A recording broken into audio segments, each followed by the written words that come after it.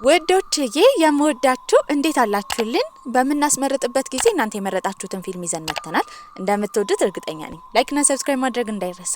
ይገባችኋል፣ ለፍታችኋል የምትሉ ብቻ ደግሞ ቪዲዮዎቻችን እንደተለመደው በቪፒኤን ማየት ነው። ወደ ቪዲዮ ፊልማችን ሲጀምር ሺንን ያሳየናል። ሺን ጎበዝ ደራሲ ነበረች። ታዲያ የምትሰራው ታይምስ ፒክቸርስ ስለተባለ ድርጅት ሲሆን አለቃዋ ቶንግ ይባል ነበረ። ቶንግን ለመጀመሪያ ጊዜ ከ4 ዓመት በፊት ካየችው ጊዜ ጀምሮ ከሱ ትልቅ ፍቅር ይዟት ነበረ። የሆነ ጊዜ ላይ ግን እሱን መውደድ ለማቆም የሞከረችው ጓደኛዋን እንደወደዳት ወሬ ስትሰማ ነበረ። አሁን ግን ጓደኛዋ ሌላ ሰው ስላገባች ይህንን አጋጣሚ በመጠቀም ለቶንግ ስሜቷን ለመናገር አስባ ነበረ። ተልእኮዋንም የጀመረችው ኬክ ይዛ ወደ ቢሮ በመሄድ ነበረ። ታዲያ እሱ ግን ያንን ኬክ መብላት እንደማይፈልግ ነበር የነገራት። ከዛም በጣም አዝና ነበር የወጣችው። ታዲያ ሁለተኛ ሐሳቧ ደግሞ ለስራ በሚወጡበት ጊዜ መኪናዋ ጥገና ላይ እንደሆነ በመናገር እሱ እንዲሸኛት ነበር የጠየቀችው። በሱ መኪና ራሱ ሹፌር ሆና እንደምታደርሰው በመናገር የሱን ሹፌር ጋውን ከዛ እንዲሄድ አማክራው ነበረ። እሷም መኪናን አስነስታ እየሄደች እያለ ግን ጋው ተበላሽቶብኛል ብላ የዋሸችው መኪና ፊት ለፊት ቆሞ ነበር ያየችው። ፈጥናም ከዛ ቦታ ለመሄድ ትነዳለች። በቀጣይ ቀንም ጋው የጠረጠረው ሺን ለአለቃው ስሜት እንዳላት ነበረ። ያንን ሚስጥር አድርጎ እንዲጠብቅም ምግብ ይዛለት ነበር የመጣችው። እንደ አጋጣሚ ታንክ ወደ ውስጥ ይገባል። በዚህም እሷ ምግብ ይዛ ለጋው እንደመጣች በተረዳበት ጊዜ ከዚህ ቀደም ምናልባት እሱ ልትቀርበው የሞከረችው ለጋው ፍቅር ስላላት እንደሆነ ነበር የተረዳው። ታዲያ መስሪያ ቤት ውስጥ እየሰራች እያለ በቅርቡ ወደ ፊልም ሊቀይረው የሚፈልገው ድርሰት እንዳለ ነበር የሰማችው። በዚህም እሱን የሚያስደምም ስራ ለመስራት ነበር ያሰበችው። በቀጣይ ጊዜም ያዘወትርበታል ተብሎ የሚወራበት ጂም በመሄድ እዛ ፎቶ በማንሳት ራሷን ፖስት አድርጋ ነበረ። እሱም እንደወትሮ ስፖርት መስራት በመጣበት ጊዜ ልታናግረው ትቀርበዋለች። ከዚህ ቀደም የጻፈችው ቆንጆ ድርሰት ስላለ ሙሉ ለሙሉ ባያልቅም ያንን ወደ ፊልም እንዲቀይርላት ነበር የጠየቀችው። ታዲያ እሱ አሁን ላይ የሷን ፕሮዲዩስ ማድረግ ፍላጎት ስለሌለው በዚህም ታሪኩን እንደሚያነባው ከወደደው ሌላ ፕሮዲዩሰር እንደሚፈልግላት ነበር የነገራት። እንዴ በቃ ነው አንተን ነው የምፈልገው። ወዲያው ትደነግጣለች። ማለቴ ያው አንተ ጎበዝ ፕሮዲዩሰር ስለሆንክ ፊልሜ ታዋቂ እንዲሆንልኝ ነው። ታዲያ ግን በደንብ ልታሳምነው አልቻለችም ነበረ። በቀጣይ ቀንም የሄደችው ጓደኛዋ ጋር ነበረ። ጓደኛዋ የተለያዩ ፋሽን ያላቸው ቀሚሶችን ትሸጥ ነበረ። እዛም በመሸጥ ታግዛታለች። ታዲያ ሁዋን ግን አሁንም የምትሰማው ስለ ታንግ ስለሆነ ሺን ታንግን መተው እንዳለባት እየነገረቻት ነው። ነገር ግን እሱን ማድረግ ጭራሽ አልፈለገችም። ሁዋን የምትሄድበት ቦታ ስላለ እንድትሸጥላት ጥሩ ትርፍ ካገኘች ግማሹን ብር እንደምትሰጣት በመናገር ተሰናብታት ትሄዳለች። ከትንሽ ቆይታ በኋላ ዲንግ የተባለች ቆንጆዬ ልጅ ነበር የመጣችው። እንደ አጋጣሚ ሆኖ እሷ የታንግ እህት ነበረች።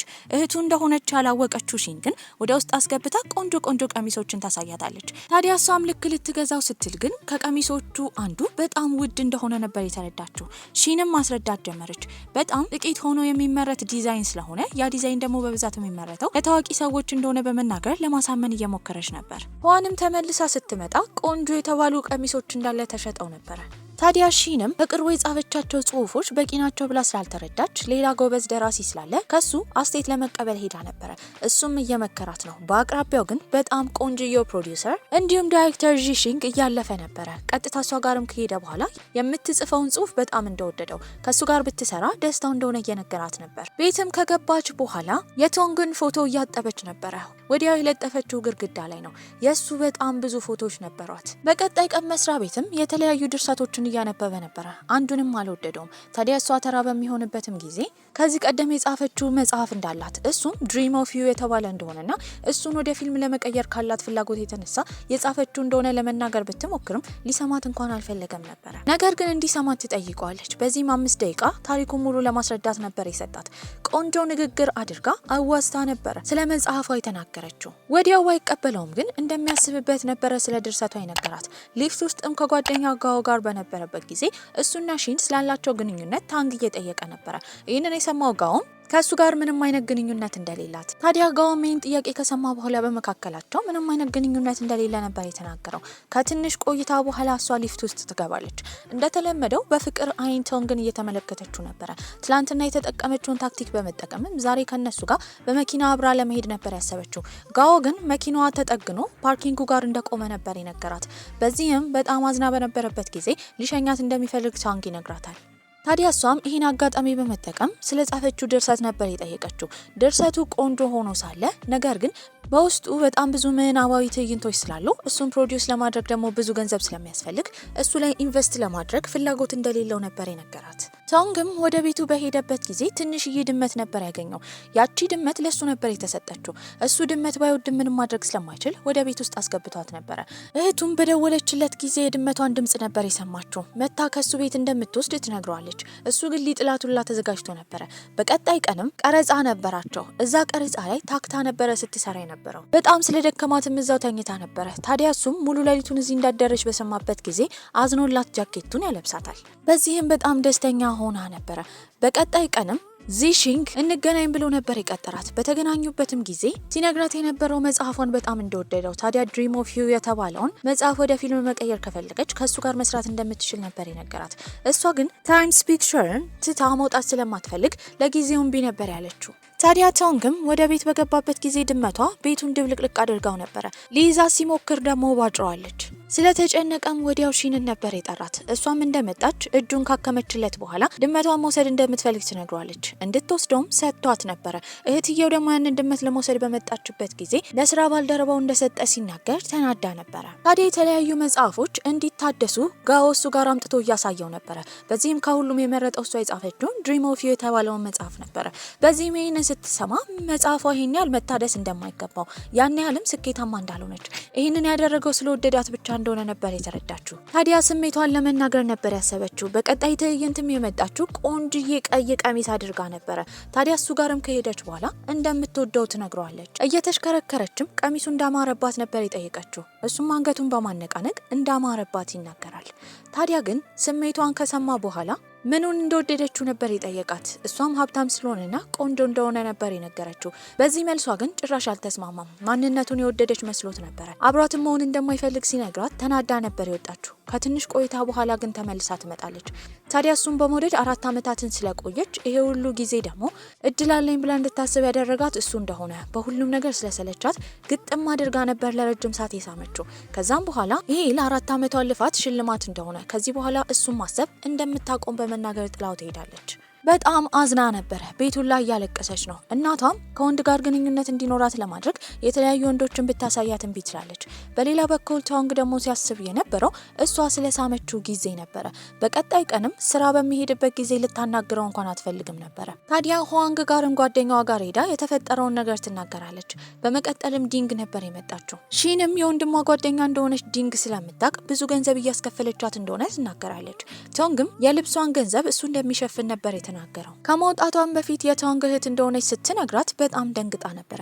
በቀጣይ ትዕይንትም ከዚህ በኋላ ታይምስ ፒክቸርስ መስራት ስለማትፈልግ ከዚህ ሺንግ ጋር ለመስራት ነበር ያሰበችው። በዚህም እነሱ ስምምነት ላይ ስለደረሱና አብረው ሊሰሩ ስለሆነ እየጠጡ ነበረ።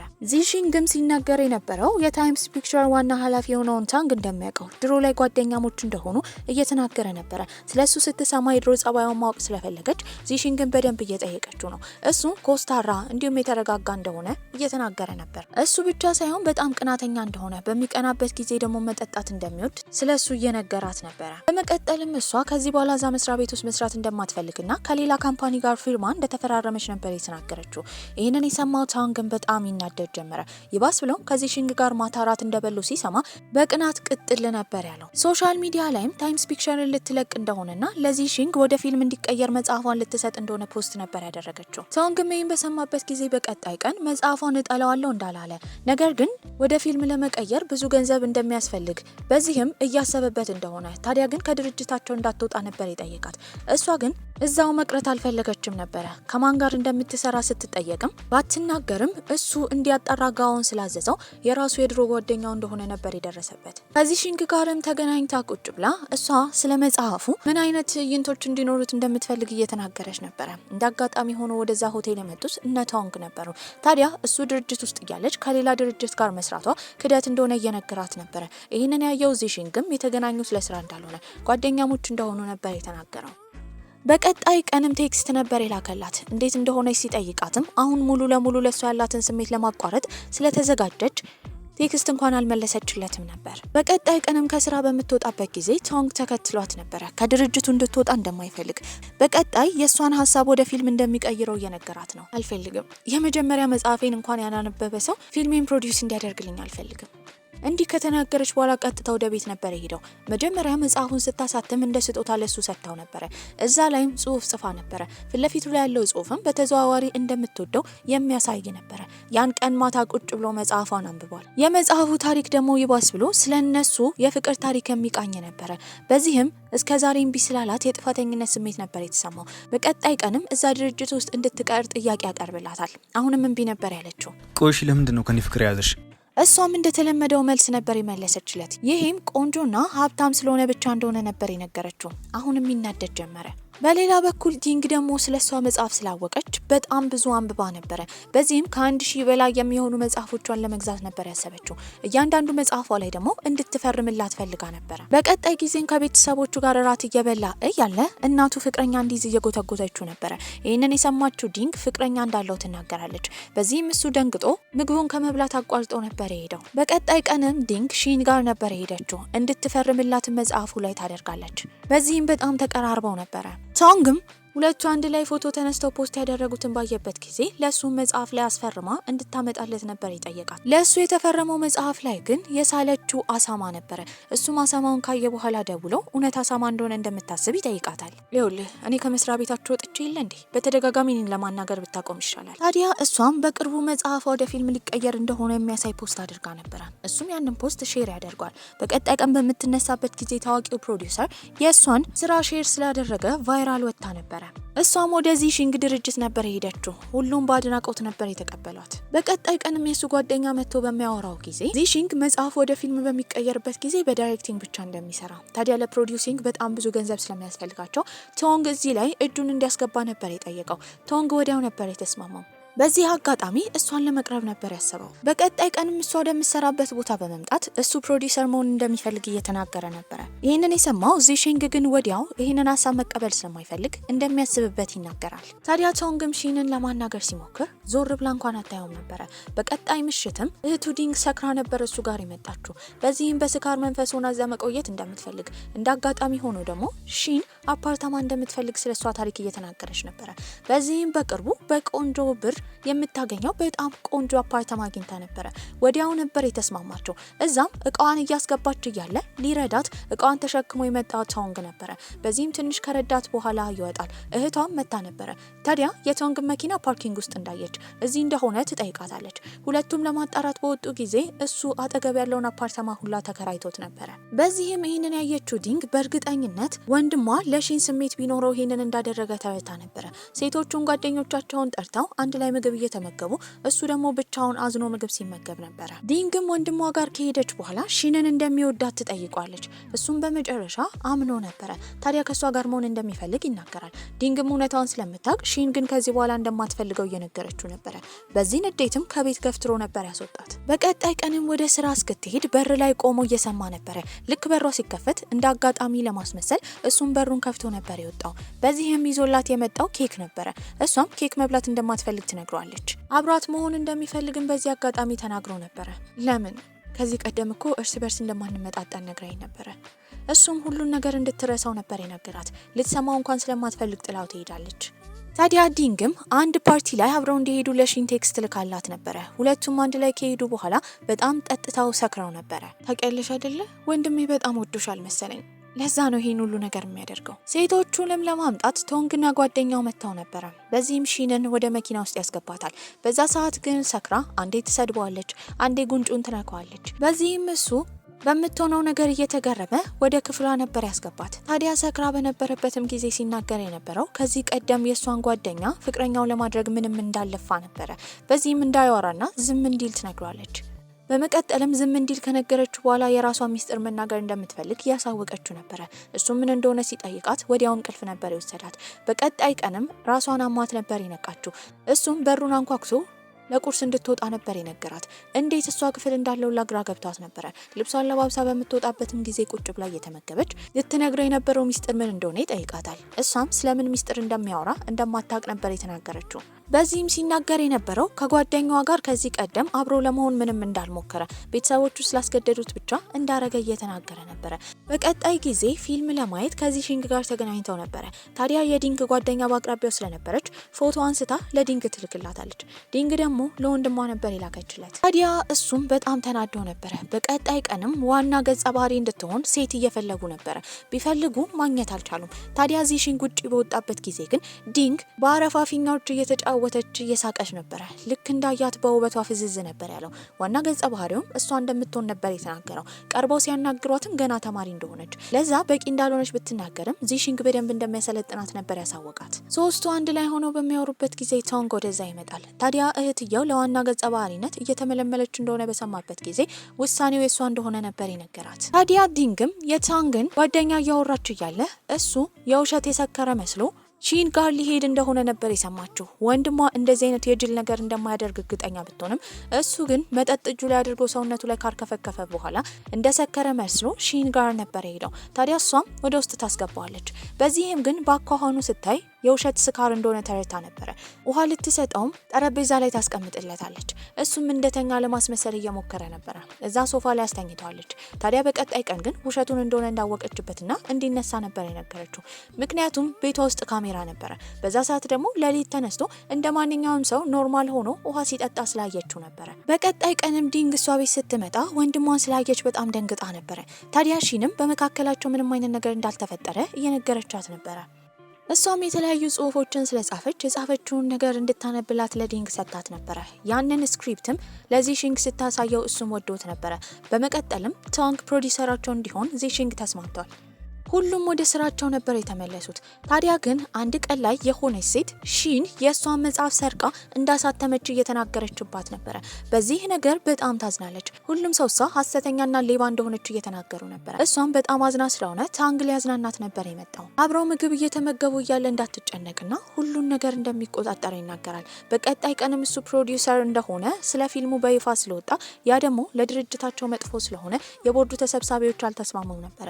እሱ ግን ነገሩን እንደሚቆጣጠረው ነበር የተናገረው። በመቀጠልም እሷ ቤተሰቦቿን ለማግኘት ነበረ ወደ ድሮ ከተማ ሄደችው። አንድ ቀን ላይ ግን ከዲንግ ይደወልላትና እሷን ከሚሰድቡ ሰዎች ጋር ታንግ እየተደባደበ እንደሆነ ነበር የሰማችው። በዚህም ቀጥታ እሱ ጋር ትሄዳለች። ለምን እንደዚህ እንደሚያደርግ ነበር የጠየቀችው።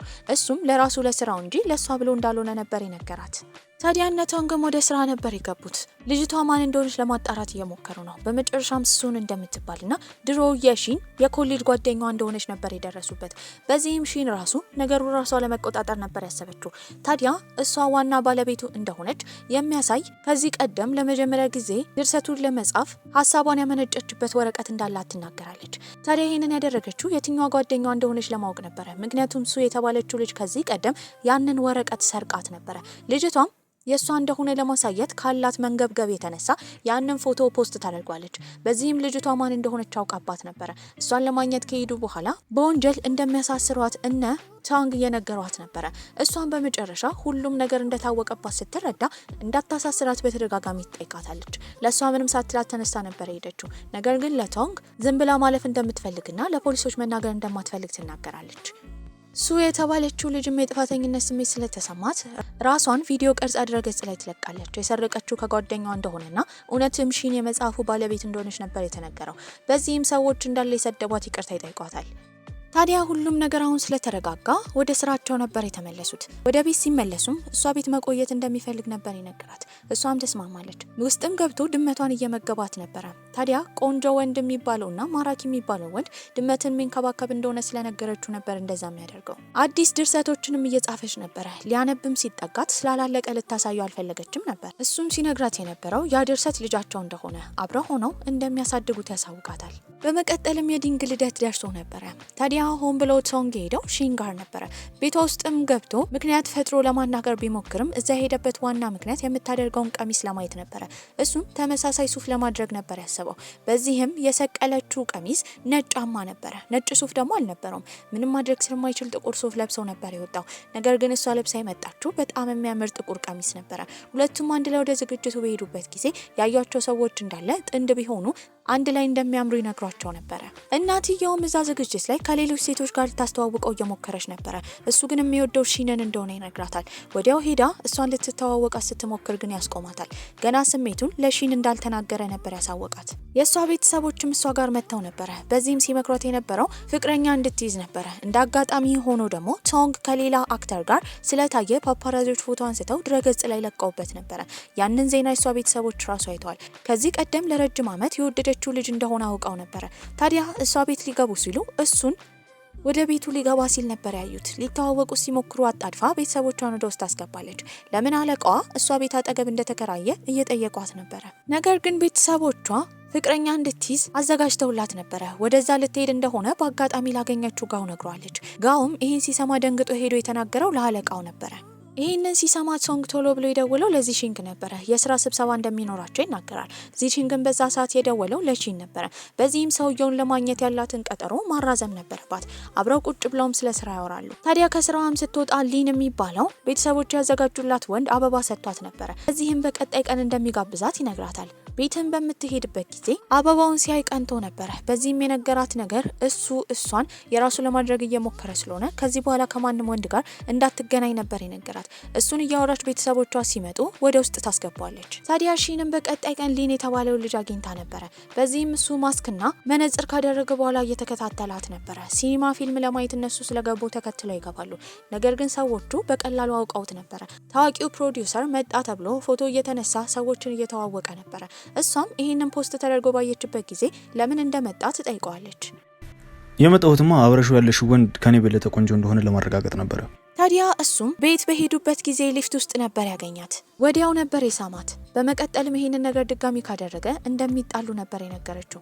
እሱም በፈለገችው ያህል ሊቀጣው እንደምትችል ነገር ግን እሱ መሳሙ እንደማያቆም ነበር የነገራት። ታዲያ እሱም ምንም አይነት ቅጣት የምትጠላው ከሆነ ለመቀበል ዝግጁ እንደሆነ ነበር የነገራት።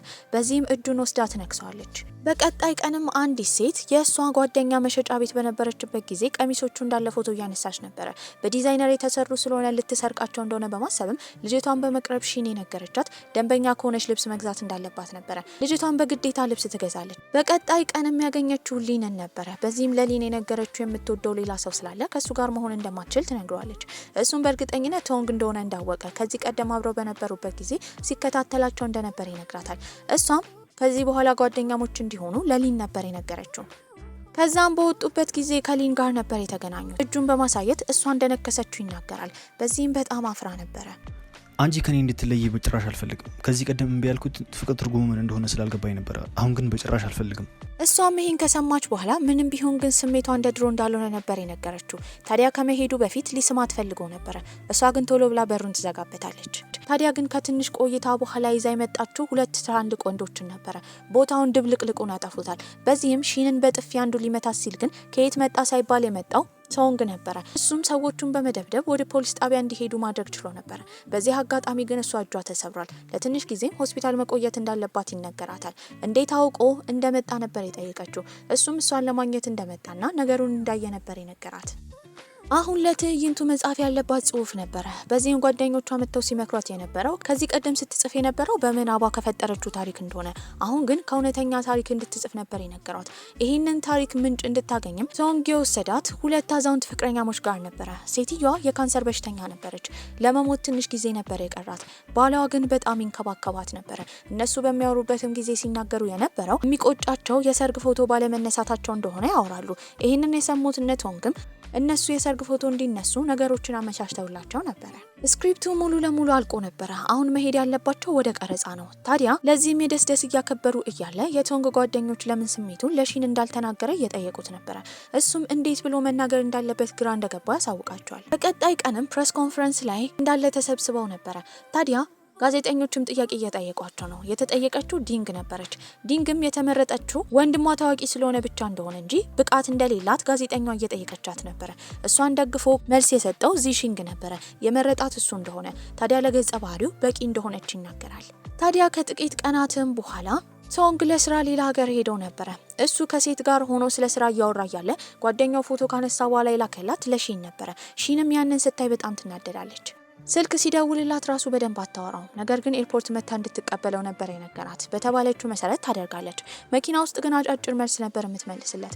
ታዲያ እሷን ለማሽኮርመም ሲሞክር ራሱ ትኮሳተርበት ነበረ። ነገሩ እንዴት እንደተፈጠረ ግራ ገብቶታል። በዚህም ጓደኛው ስልክ ደውሎለት ነበረ። ታዲያ ሺን ፎቶውን ካየች በኋላ እንደቀናች ይጠይቋል። እሱም ወዲያው ነገሩ ተገጣጥሞለት ነበረ። በዚህም እሷን ለማስረዳት ነበር የሄደው። እሷ ግን ልትሰማ አልፈለገችም። ስልኳ ወንበር ላይ ስለነበረ እሱን አንስቶ ሊሰጣት ሲል እንደ ድንገት ፕሮፋይሏን አይቶ ነበረ። ታዲያ እዛ ፕሮፋይል ውስጥም በመግባት ከዚህ ቀደም የጻፈቻቸውን ፖስት ያደረገቻቸውን ነገሮች እያነበበ ነበረ። ታዲያ ሁሉን ነገር ጽፋ ነበረ። እሱን ለ4 ዓመታት እንደወደደችው፣ ዛሬ ፍቅሯን ልትናገር እንደሆነ፣ ታዲያ ቆንጆ ቀሚስ እንደለበሰች እንዲሁም የጎዳትን ቀን ሁላ ጽፋለች። እሱን እያየ ያለቅስ ጀመረ። ያን ያደረገው ነገር ጥፋት እንደሆነ ነበር የተረዳው። ለሁሉም ነገር ይቅርታ ልጠይቅሽና ልክስሽ እፈልጋለሁ እና እድል ብትሰጪኝ ደስ ይለኛል። ታዲያ የሺን ልደትም 2 ቀናቶች ብቻ ነበር የቀሩት። በዛ ሰዓት ስታስብ የነበረው እሱ ጠርቶ ስሜቱን ሲገልጽላት ነበረ። ጓደኞቿም ዝግጅቷ ላይ እንዲመጡ ነግራቸው ነበረ። በዚህም እሱንም ጠርተዋለች። ከጓደኞቿ ጋር ብታከብርም ቶንግ ግን ሊመጣ አልቻለም ነበረ። በዚህ አዝና ሊፍት ውስጥ ልትገባ ስትል እሱን ታገኘዋለች። ታዲያ ከስራ ነበረ አቋርጦ የመጣው። በዚህ መኪና ውስጥ ካስገባት በኋላ የሰጣት ኬክ ነበረ። ልደቷንም ከሱ ጋር አክብራለች። ነገር ግን እንደተመኘችው አብረን እንሁን ብሎ አልጠየቃትም ነበረ። በቀጣይ ቀንም ዲንግ ነበር የደወለችለት። ሺንን አብረሽኝ ሁኚ ብሎ እንደጠየቃት ትጠይቋለች። እሱም እንዳልጠየቃት ይናገራል። በዚህም ትሰድበው ጀመረ። ታዲያ ጓደኛውንም እንዴት አድርጎ ለሷ ስሜቱን መናገር እንዳለበት ሲጠይቀው ያን ያስገድደ የሳመችው ጊዜ አሁን አመቱ እየደረሰ ስለሆነ ያን ቀን ስሜቱን እንዲናገር ነበር የነገረው። እሱ ግን የጓደኛውን ሀሳብ መቀበል አልፈለገም። ታዲያ እሱን በመቀጠል ምክር የጠየቀው አባቱን ነበረ። አባትየው ደግሞ ምክር ለመስጠት ትንሽ አዳግቶት ነበረ። በመቀጠል እናትየው መታ ወንዶቹን ትጠይቃቸዋለች። በዚህም የፈለገውን ነገር ለእናቱ ሲናገር እሷም ቆንጆ ሮማንቲክ የሆነ ቦታ ላይ የፍቅር ጥያቄ እንዲያቀርብ ነበር የመከረችው። በዚህም ቁጭ ብሎ የተለያዩ ቦታዎችን ያይጀመረ። ታዲያ በተመሳሳይ አጋጣሚ ደግሞ ለፊልም ቀረጻ ቦታ እየተፈለገ ስለሆነ እሱ ያሰበውን ቦታ እንደ ሀሳብ አቅርቦ ነበረ። በዚህ ሀሳብ ቶንግና ዚሺን አልተስማሙም ነበረ። በመጨረሻ እነሱን ለማስማማት ሺን መሀል ከገባች በኋላ ቆንጆ የቀረጻ ቦታ ይመረጣል። ሁሉም ክሩ ወደዛ ነበር የሄዱት። እንደ አጋጣሚ ሆኖ ካሜራማኑ ግን ተሳስቶ የገባው ወንዝ ውስጥ ነበረ። በዚህም እሱን ለማዳን ዘሎ የገባው ደግሞ ቶንግ ነበረ። ጋኦም ይህን ባየበት ጊዜ ከዚህ ቀደም ቶንግ ትከሻው አካባቢ ሰርጀሪ ስላደረገ ከዛ መውጣት እንደሚከብደው እየተናገረ ነው። ታዲያ እሱ ዘሎ ሊገባ ሲል ራሱ ያስቆመው ዚሺንግ ነበረ። ነገር ግን ቶንግ እንደምንም ብሎ ካሜራማኑን ወደ ባህሩ ዳርቻ አውጥቶት ነበረ። ያኔ እየሮጠች የመጣችው ሺን ነበረች። ካቀፈችውም በኋላ ልታጣው እንደማትፈልግ ታዲያ ፍቅረኛዋ እንዲሆን ነበር የጠየቀችው። እሱም ፍቅረኛዋ እንደሚሆን ነገር ግን መጠየቅ ያለበት እሱ እንደሆነ በዚህ እንደማይሆን ነበር የነገራት። ግድ እንደሌላትን በመናገር ትስመዋለች። ታዲያ እሱም አሞን ስለነበረ ልትንከባከበው ሄዳ ነበረ። በዚህም መቅበጥ ስላማረው ለትንሽ ጊዜ አብራው እንድትሆን ነበር የጠየቃት። እሷም እሺ ትላለች። አንድ ላይ በነበሩበት ጊዜ የመጣው ዚሺንግ ነበረ። ሊያስገባው ባይፈልግም ዚሺንግ ወደ ውስጥ ከገባ በኋላ ነገ ረፍት ቀናቸው እንደሆነ ነበር የተናገረው። በዚህም ፍቅረኛሞቹ ጥሩ ጊዜ አሳልፈው ነበረ። ይህንን ቆንጆ አጋጣሚ በመጠቀም ፍቅረኛው እንድትሆን ይጠይቃታል። እሷም እሺ ትላለች። ታዲያ ዲንግ ደግሞ ቀረጻ ላይ በጥሩ ሁኔታ ልትሰራ አልቻለችም ነበረ። ዚሺንግ ሊያበረታታት ቢሞክርም አልቻለም። ታዲያ ግን ወንድምየው ይቆጣት ጀመረ። ለቤተሰባቸው እንዲህ አይነት ድክመት እንደሌለ ጠንክራ መስራት እንዳለባት እየነገራት ነው። ሺን ግን እንዲህ ማድረግ እንደሌለበት በመናገር እሷ ትመክራታለች። በቀጣይ ትዕይንትም በጥሩ ሁኔታ ነበረ የተቀረጸችው። ልጆቻቸውንም ለማግኘት የቶንግና የዲንግ እናትና አባት መጥተው ነበረ።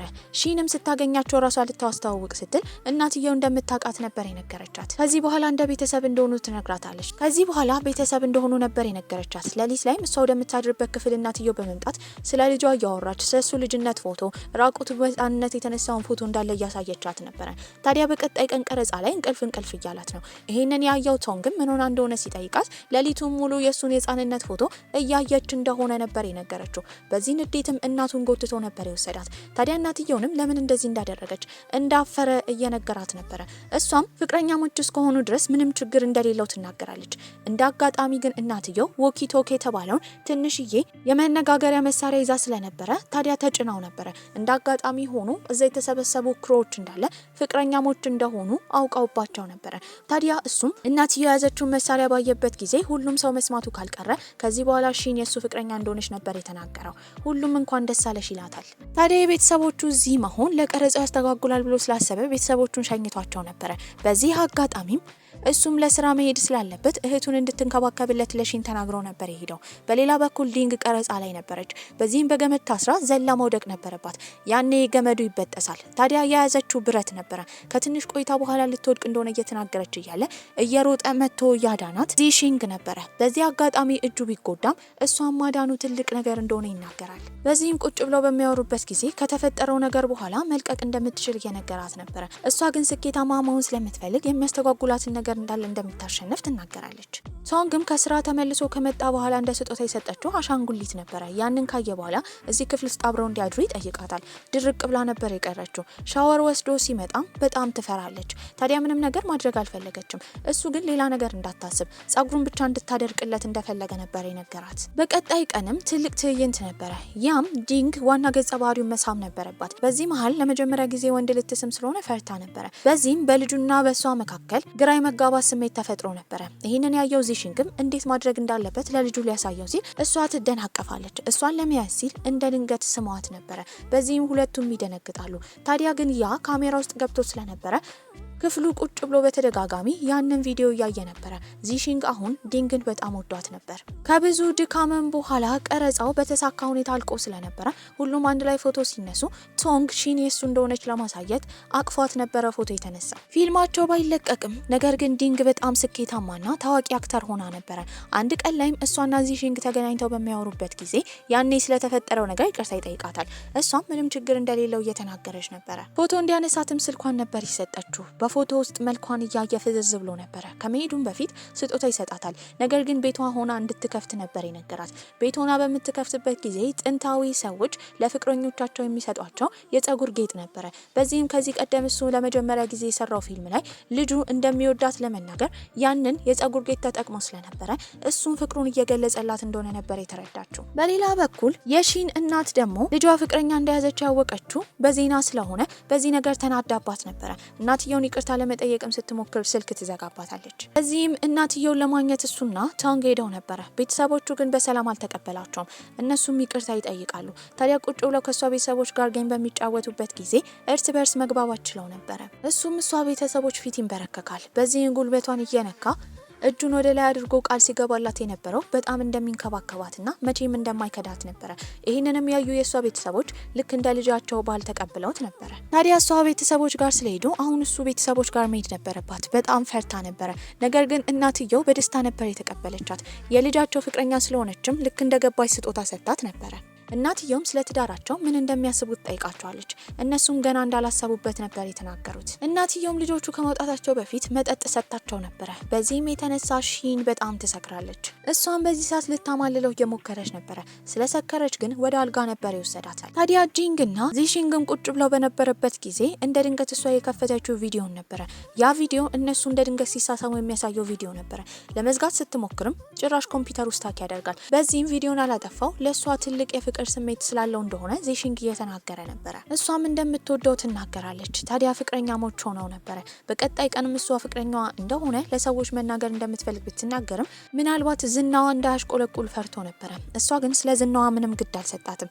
ለሁሉም ሰው ፍቅረኛዋ እንደሆነ ትናገራለች። ይህንን ያየችው ሺንም ስለነሱ ግንኙነት ቶንግ እንደከፋው ስትጠይቀውም ከድሮ ጀምሮ ዚሺንግን እንደሚያውቀው ታዲያ ጥሩ ልጅ ስለሆነ በእህቱ የፍቅር ግንኙነት ውስጥ መሀል መግባት እንደማይፈልግ ነበር የተናገረው።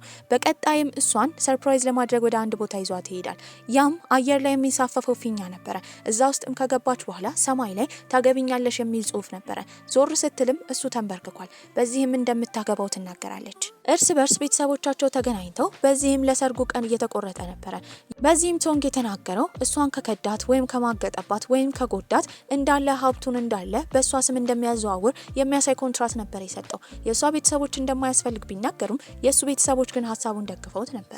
ከጊዜያቶችም በኋላ ሺን የተመለሰችው ወደ ታይምስ ፒክቸር ነበረ። እዛ ግን ያለቃቸው ሚስት ስለሆነች በጣም ያከብሯት ነበረ።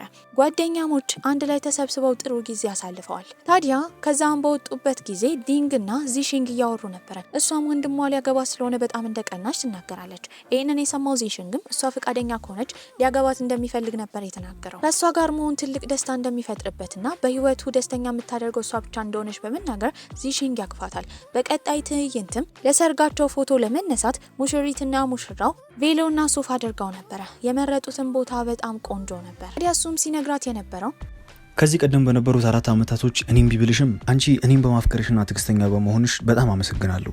ከዚህ በኋላ ያሉትን አመታቶች እንዳለ ልንከባከብሽ አልገባለሁ። እሷም አጠገቧ ስለሆነ ላደረገላት ነገር እንዳለ ያመሰገነችው ነበር። በዚህም ቆንጆ አሰላለቅ ፊልማችን እዚህ ላይ ያበቃል። ደህና ቆዩልኝ።